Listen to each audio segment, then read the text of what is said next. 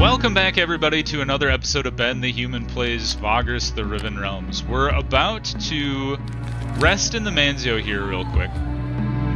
We have a little bit of movement left, but I think it's fine to rest and fully recover. There's some passengers here that want to go to Torzeg's, and we're already taking some people to Torzeg's shelter.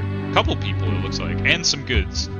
And then we're also taking some people all the way out to Crimson Gate, which we want to get to eventually to see if there's Jade out there. There's a couple things we need Jade for, but for now, we got some more fighters as well. So let's get the fighters. We got brutalized by the worms not too long ago, last episode in fact, and I want to build up my fighting ability back to what it was. We've taken all the supplies that they have.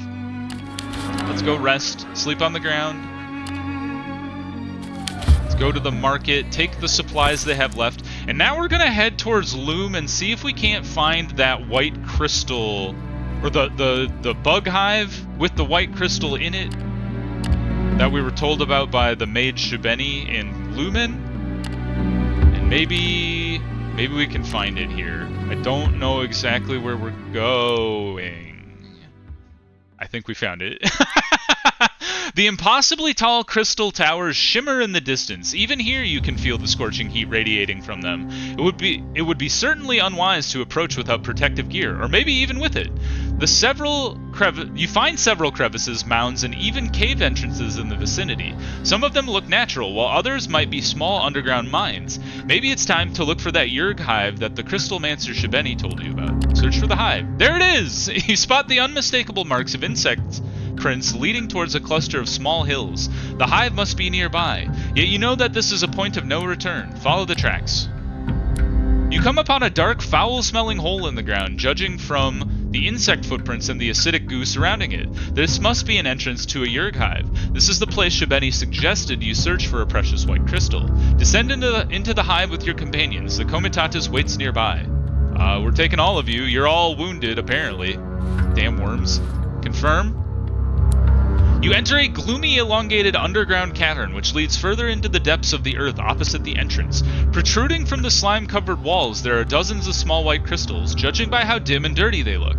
They are not the ones you are looking for. Huddled in the middle of the cave are two huge ant-like creatures. You instinctively expect them to attack you on sight, yet they remain passive. You've heard that Yurgs that were separated from the main hive may grow catatonic and slow. Might this be the case? Oh, do we use the damp smoke to mask our scent now, or do we try to steal past them? How much damp smoke do I have? Do I have one? Do I have many? Oh, neat. You tiptoe past the Yurg. Their antennae suddenly begin to move ever so slightly, and for a moment you fear you might have alerted them. But no, they most likely sense your presence, but are too apathetic to care. You make it through this first cave without provoking them. Time to press it further into the hive. The second chamber is very similar to the one you have just left, but slightly larger. Here you find two of the creatures in a dormant state similar to the ones you saw before. Still no sight of the pure white crystal, but beyond them there is a crevice which no doubt leads into the innermost tunnels of the hive. Try to steal past them. You take the first few steps and the Yurgs suddenly raise their heads and start to make excited clicking sounds with their pincers. Maybe they are not as docile as you assumed. You have to be careful here. Skulker? We could change it to a moderate chance of success. How much damp smoke do we have? I feel like we used some of it. I mean, what are we going to use it for otherwise? Let's use the damp smoke. You light the incense and your eyes water, but it works quite well from the looks of it. The Yurgs do not even flinch as you walk past them. Onward to the next chamber. Aha! We still have some damp smoke. I was like, how far can we get in before using all of our damp smoke? The next chamber is brightly illuminated, and you can see immediately why. In its center looms a huge glowing crystal the size of a grown man's arm. That's a weird measure of a circular shape. Unless it's shaped like an arm? I don't know. This must be the kind you were looking for. Unfortunately, it is not unprotected. Just like in the chambers you passed on your way here, some Yurgs lurk nearby. There are 3 of them. At first glance, they appear to be dormant too, but who knows for sure. Well, if the other ones were awake, these ones are definitely awake. Let's use the damp smoke. That's what we brought it for. The putrid-smelling incense works like a charm at first. The Yurgs seem to get agitated at your sight, but as soon as you light the damp smoke, they sink back into their uncaring, unmoving stupor. Using a weapon, you pry loose the crystal. It lies heavily in your hands and is indeed a magnificent piece of mineral. You have no idea what potent magic it could possibly unleash, but you can tell alone from its immaculate look that it's worth a lot. Maybe it would be wiser to keep it to yourself. But such considerations have to wait. For now it shall suffice that you have it. Time to leave the ghastly hive. As you walk out of the tunnels, the Yergs flee from you, clearly somehow bothered or even hurt by the presence of the white crystal. Soon you stand with your prize out in the open of the jagged waste again, ready to continue your journey. Return to the Comitatus. Heck yeah! That went really well! Pure white crystal gained, we lost movement, and we gained some insight. Awesome. And actually, with that additional insight, we can get another person. Let's gain Skulker. I like that one. We've had that come up a couple times as well. So now we're down to 0 insight again. But that's fine. And we're about to camp. Hopefully the bugs don't come after us. Eilani can be our chief handler, which gains us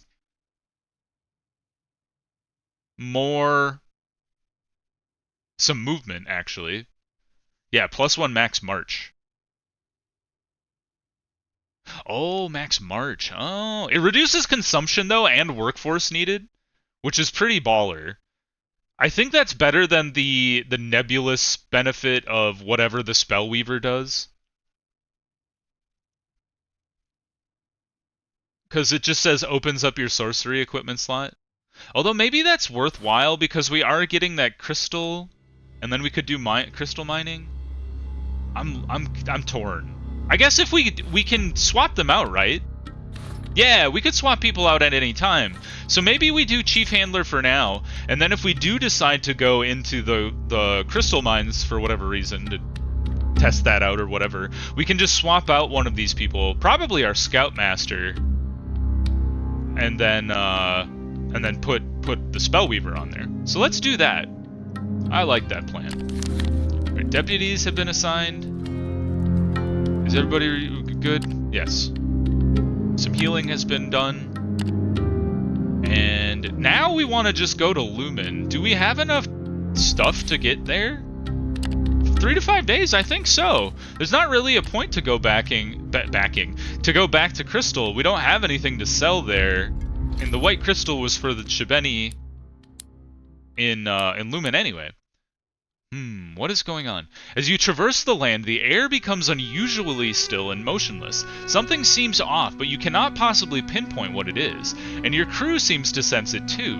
There are no clouds building up, no steadily strengthening wind, no darkening skies, yet there is some vibration, some tingling quality creeping up on the Comitatus. Alert, you scan the horizon looking for possible chances of danger. We have a very high chance of success. Let's boost it even further. 120 perceptive. That must be all of our companions combined. But I'm afraid of being ambushed by more worms or something. We succeeded. Although there is no evident signs for it, there is still clear that something is amiss here. Your long days on the road have taught you to rely solely on your 5 senses when it comes to avoiding danger. Maybe there is something unnatural afoot here that would not be uncharacteristic of the wasteland even this long after the calamity. That's not great. That we possible probe for other sources of peril, and its magic sense, which we only have 1 mage anyway. We still managed it. Somehow we succeeded. You realize what this is about after scrying arcane convergences all around you. The Comitatus is minutes away from being engulfed in a dreaded arcane storm, an enduring residue of the calamity. Apart from their sheer destructive power, they are known for sometimes magically altering those caught up in them. You still have some precious time left to ready yourself for the arcane chaos that is about to fall upon the Comitatus. If you have the means to, that is. You have no means or desire to defend yourself against such storm. You must try to outrun it.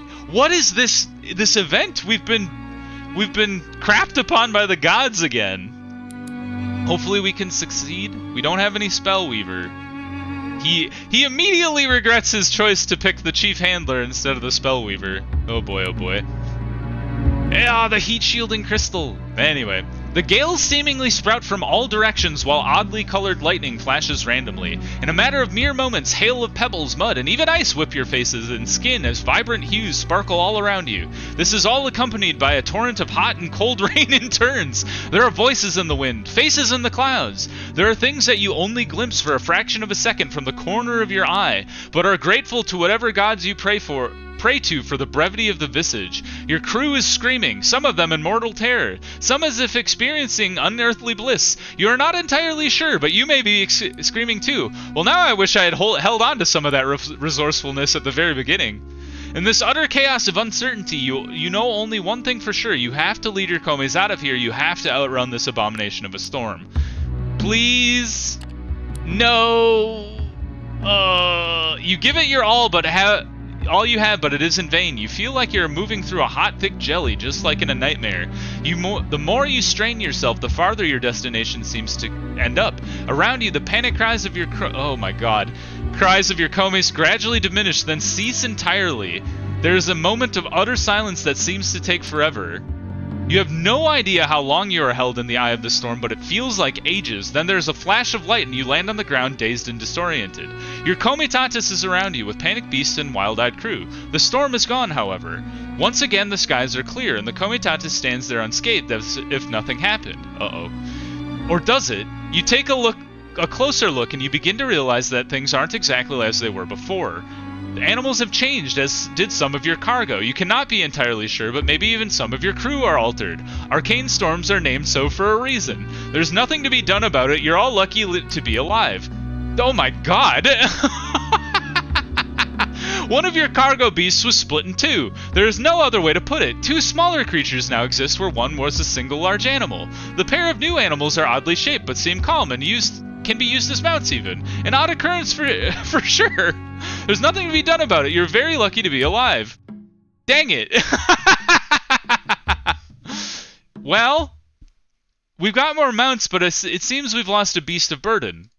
Well, make some outriders, I guess. How are we doing on Oh, okay. We need to keep them all as mounts then. Otherwise we lose some supplies. So all mounts it is. That's fine. We'll get up another beast of burden when we get into Lumen. That was wild. We lost a beast of burden, gained 2 mounts.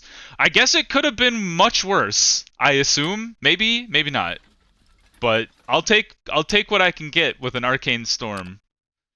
That could have been wild. I'll hold off on that just in case we need our insight in case of storm.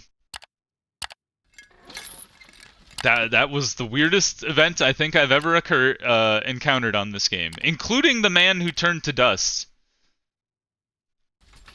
Who knows what happened to him? Okay, we need to pay our people, so we will do that today. You guys sure you still care about money after that storm? Our workforce is so low. That's probably because we have a ton of passengers.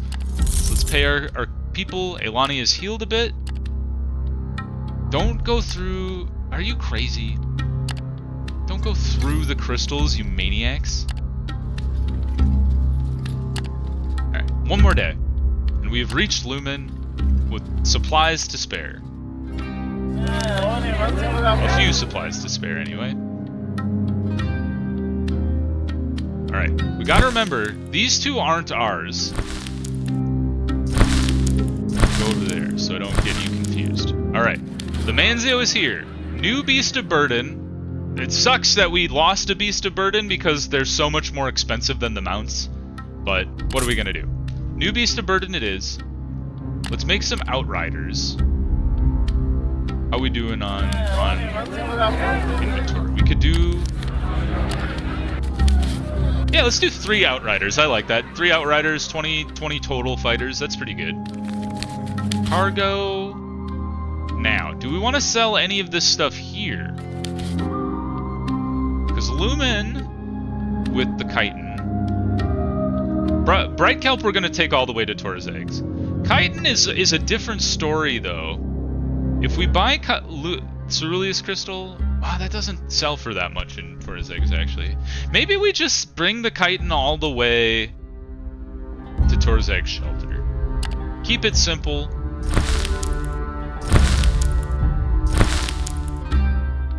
then fill out the rest of this stuff with supplies, I guess.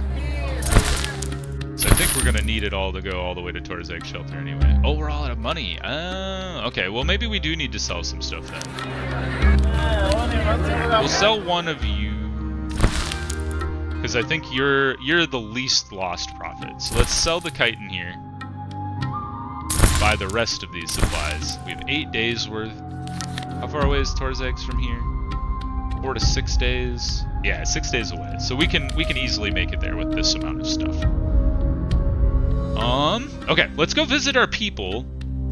We don't have Candix stuff, but we do have the crystal. What? Visit a colleague at the Magistrate of Crystal. Okay, let's talk to Shebenni first. You descend into the underground vaults of Lumen and seek out the laboratory of Shebenni the Crystalmancer. You find her in her inner laboratory where she greets you. The Crystalmancer has your attention. Deliver the pure white crystal. I've been anxiously awaiting your return. Did you find what I asked for? Hand over the crystal. You unwrap the pure white crystal and lay it in front of her on the cushions. Shebenni's dark eyes go wide and an involuntary sigh escapes her lips. Splendid. Wonderful, she mutters half to herself. Even more beautiful than I dared to dream. You ask her for your reward. The Crystalmancer flinches as if caught unawares. As she looks up at you in slight confusion, her eyes reflect the inherent luminescence of the crystal, then composes herself. But of course, forgive me. The beauty of this artifact caught me off guard. I'll be with you in a moment. She disappears into a small alcove opening from the main laboratory and returns after some rummaging. She presents you a white shard, smaller and less bright than the one you brought her, but it is still quite impressive, heavily engraved and pulsating with sorcerous energy. Here, she says, handing it to you. I've already imbued it with the magic for the protective shield. You still need a potent spell weaver to operate it, but I guess you already knew that. Thank her. Or let's ask her what she needs this pure crystal for. Okay. She shakes her head and smiles mischievously. I'm sorry, but I can't disclose that to you. Well, we thank her and leave, and we've gained the heat-shielding crystal. Very cool. Oh! Oh, it reduces your max movement, but decreases consumption across the board. So you definitely wouldn't want to be having that on all the time. So it does make sense that you'd want to swap out one of your other deputies for a sorcerer, so you can go into the crystals, mine a bunch of crap, and then come back out. So let's check this out. Medicine for healthy men. This seems new. The address you were told to visit in Lumen turns out to be an underground house with a beautiful, lavishly decorated front. There is a huge apothecary on the ground floor, which advertises itself with a large sign, which large trade signs of mortar and pestle. It has several entrances and does brisk trade. A smiling fat little man with a dappled apron almost cries out loud when he hears the name of the magistrate. He shares an interesting anecdote about the magistrate, about his inability to shut up in any circumstances, and getting beaten up in philosophy school. When you tell him about the order, he is ready to put together in a minute. Talk about the ingredients and the use of the powder made from them, or take the ingredients conveniently ground and combined in a small linen sack. Ah, this is his aphrodisiac. I forgot about that. All right, we have purchased the man's goods. Cool. I think we could get back on the road. We still have some movement to use. Does anybody need me to take anything to Torzag's? You do. So I think that's a good thing to do here. Does anybody want me to take three stuff worth? 135 conquered near crossroads. It's only a 135, which is pretty weak compared to me. I'm over 100 over that, and we are gonna go to the crossroads because we need to get to the Crimson Gate anyway. I'm considering taking that. I think we should. Let's do it. It's a little different for us, but we're gonna do it. And then we're gonna take this ceruleus crystal to Torzag Shelter. And then, do we have any supplies left, or enough money left to even think about buying this stuff? Ooh, I doubt it. Yeah, there's no way. We should just hold on to our money. I think that's fine. So let's get out onto the road. Let's use our movement speed boost. And off we go. End the day. Let's get back onto the road. Leave the Wormlands far behind. Harvick is healed. Oh! What the heck? I was just so excited about the worms being left behind. Defend everything equally, I guess. Ren's still hurt. So let's go for shield wall. Makeshift barricade. That's great. 83% chance is really solid. So let's go ahead and fight. Our fighters got bit beat up. They're disengaging, so let's chase them down. More woundedness. We didn't kill all of them, but we almost killed all of them. Give our people time to heal. We succeeded and then failed. Got some healing back. Some of our scouts and some of our fighters died. We victored. We won. We lost 6 fighters? What the heck is wrong with our fighting crew? We lost some supplies, but we just gained stuff. So that's solid. And we're back down to being understaffed. Jeez Louise. I mean, I guess they're a resource, so we need to get 6 more fighters and 2 more scouts. Yeah, I guess, the fighters are a resource. As long as we don't have negatives from being, like, totally understaffed, it's not the end of the world to lose people in battle from time to time, as long as we can replace them in a decent manner. Rose healed, or healing. And then let's do a quick movement just to get in. Nothing to hide. We'll pay our taxes like good citizens. Drop off the people. Drop off these things that we were towing around for a long time. Sell all of the supplies that we picked up. Great. And now we have a clean slate. So the plan here, let's replace the fighters we lost. 3, 4, 5, 6. And then 2 scouts. 1, 2. And we're great. We didn't lose any beasts of burden, we just lost people. So, what do the factions have for us now? Going to Arcane? Not really what I'm looking for. I'm looking for the Crimson Gate. Rats. Salem is over there, right? Salem is a place I don't think I've ever gone. Yeah, it's like past the Mines of Plenty, past the Crimson Gate.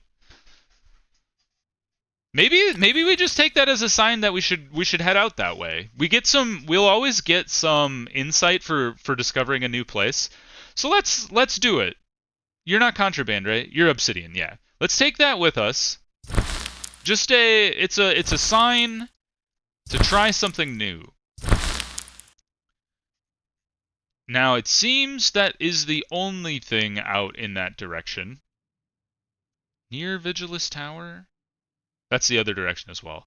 We could go to Arcane and then back, but that seems kind of like out of the way. So maybe what we do instead is just load up on whatever is selling for cheap in Torzag's shelter, and then haul that ourselves out to the Crimson Gate and the Mines of Plenty. So if I recall correctly, it's usually pottery or linen. But we'll look at everything here. It's definitely not going to be metals or timber for that matter. Spices is a no. Scrap metal, actually, you can make money at Mines of Plenty. That's kind of funny. So pottery, buy for 3, 7. You sell it for 3, 9. You can't actually sell it at the Crimson Gate for any money. So that's kind of a spooky one to try to go all in on, because if this drops at all, you might be actually losing money on the transaction. Obsidian? Obsidian's a good one, it looks like. 6, and you sell it for 7 at the mines. Marble? No. Linen? Also a no. Ivory we could do a little bit of. So, obsidian and ivory. Herbs is another one that it's like pottery, where it's a dangerous gamble. Dried fruit. That's funny because I turned down dried fruit in Mirage. And then coffee beans is a no. Coal is a no. Chitin is definitely a no. Way no. Okay, so ivory and obsidian. How much do we got available from you guys?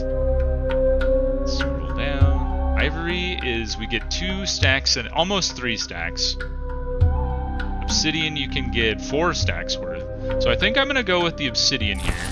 2.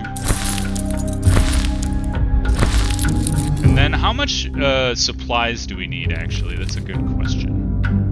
So if we're going out to the Crimson Gate, we actually need to pop over here to fight the people for the Ratharnic Alliance. It's 11 days away. Let's go up to supplies. Make sure we get the 11 days worth.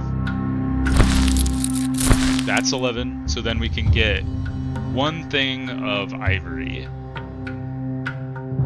Boop. And then we want to be... I think we wanted to sell both of those in the mines rather than at the Crimson Gate. Let's just double check. Yeah, Mines of Plenty is 4.2, and then Obsidian was 7.3 instead of 6.2. So yeah, so Mines of Plenty is our ultimate destination there. We will drop off the Obsidian at the gate as we go by, and then definitely see if we can find some jade. Oh, there's some jade here! You don't say. For future, that'll be good to know about. Especially because you can get obsidian here as well. Oh, this changes everything about getting Kandake's stuff. Okay, so there's definitely jade in Torzek Shelter. Keep that in mind. But for now, we need to go to the gate because we have some ticking time bombs. And by time bombs, I mean people. Any good things? Oh yeah, we have. Thank you for the comments about the reminder that I have some weapons pending for me in Avernum. We will make our way back there eventually. I paid for iron weapons and then I never went back for them. I think I was like a day from picking them up and I got impatient and then just left and then totally forgot about it. Alright, Miner's looking to go to the Mines of Plenty as well. Let's do it. We have so many people on board already. I guess 2 people. So, we must rest here. Let's not pay. We don't need to be paying people. Good healing. Fill out our supplies before leaving. And then head out onto the road. Take care of it and free to leave. Cool. Now, you're always mad. All of you are always mad. Except Nadir. She's like cool about things because we keep saving her from demons. Alright, pay our dudes. Arvik and Nadir have healed. What on earth? In the deep... What the heck? In the deepest black of the night, a few bells before the dawn, one of the guards shakes you. Attackers! Outlaws, Vagrus! You rise like you've been doused with a bucket full of cold water. The guards are cowering behind the rocks. 50 steps away in the dark there are several black shapes, some of them showing off a spear or a sword. No metal glitters in the dark, though. The voice of the raiders rings. If you value the lives of your people, Vagrus, call your sentries back. Let us have the cart farthest away from the fire, and do not receive a cloud of arrows right in the middle of this pitiful camp. Call back your sentries right now. This sounds like BS. Laugh at the attempt to make you cower. Order your warriors forward, let the blood flow. Answer and talk to them. Solve for time and try to solve the situation with words if possible. We are very charismatic, so we will try to lean into this. You can either tell them to back off or just stall for time and let your fighters close enough to charge them without projectiles flying. Give them a choice, go now or die in minutes. They are outnumbered and you are better equipped. We have intimidation and charismatic. We have a very high chance of success, and we could even boost it by 10%. Or stall for time, which is charismatic, con, and skulker. Tell them that before you comply, you want to hear the names of the famous outlaws who got the Comitatus surrounded. Let's just tell them to get the hell out of here. 9 to 100. We had an 8% chance to fail. The outlaws get nervous as you tell them your view of the situation. Either they understand you or just get cold feet due to your cool, collected promises of fast and unavoidable death. They tell you to stay where you are and slowly start to move out of their covers, leaving the surroundings of the camp. Wait for them to move away and go back to resting, or wait until they are in a vulnerable position and charge. Let's try and get them. Oh my god, you absolute jokers. There were 5 of you. I outnumber you with just my I equal you with just my companions, you absolute nuts. Slayer? We're going for it. Let's see. Flank? That makes it worse. It increases our critical success margin. Oh, I see. Increases damage, increases critical success margin. We lose a little vigor, but we have vigor to spare. I like the idea. Maybe we get a critical success off of this. So let's try it. We got some wounded, but we killed all of them. Let's give our dudes time to heal. Wasn't a critical success, but... Harvick and Nadir gained loyalty. Gorgoro and Aelani lost loyalty because we ambushed them. Let's go ahead and try to heal some of these dudes. Yes! Did you live? Did we lose no one? We gained 9 supplies, and we absolutely decimated them. Ren Kylon got hurt in the process. The raiders are gone, for better or for worse. The corpses of their casualties display many old wounds. Judging from their meager possessions, it is no wonder they turned so desperately brave. They died as they lived, with no good cause. We got a little money out of that. What a weird ambush. Alright, that wasn't even the fight we were supposed to go and pursue. So we're gonna pause the episode there. Yeah, we're just a little over time. So we're gonna pause the episode there. We're gonna go pursue this fight for the next one, and then we'll head off to the Crimson Gate and the Mines of Plenty, turn in our stuff, and then we'll go even further and visit Salem for the first time, and then maybe we can procure some jade out there. We did learn that Torzek Shelter has jade as well, so we have options. But I hope you enjoyed the video. If you did, click the like button. It helps me out a lot. If you want to see more Vagrus the Riven Realms or my other videos that I have going on the channel, subscribe to the channel. That also helps me out a lot. But until next time, everybody, I hope you have a good one, and I'll see you in the next video. Bye-bye, everybody.